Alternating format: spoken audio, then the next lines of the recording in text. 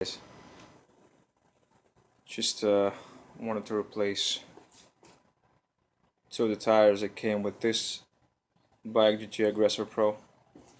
So this came 2.1 and they're pretty skinny, and if you're trying to go like off-roading on the good trails where there's like roots and rocks, you're probably not gonna do anything good.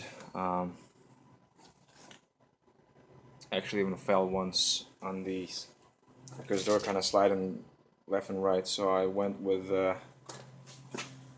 Riddle 27 Riddle 2.25, and they're from WTB. Got them on sale at the Sierra Post for a good price. So I'm just gonna swap them and see what the difference would be.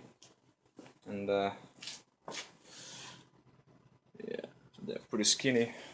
If you want to go for a mountain bike, they're pretty skinny and not worth keeping them for a long time, even though like the rear tires already like wear out a bit. So yeah, let's get this done and see what the difference would be. And I did some other mods, just little things. Went with the charge grips, short stem. That was I think it was 100mm original one, and I went with the 60mm wake charge grips, and WTB handlebars. I think they're like 15 or 20 degrees up.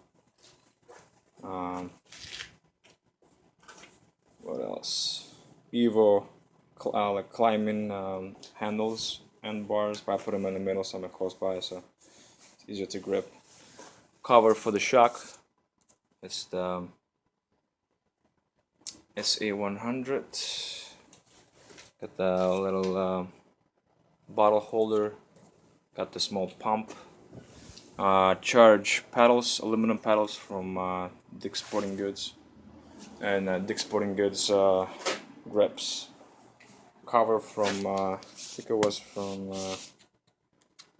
TG Maxx or something like that. That they were selling the covers for like $3. It was pretty cheap. And then some of the tools that I keep in here, really tiny tools that I got, to get things done.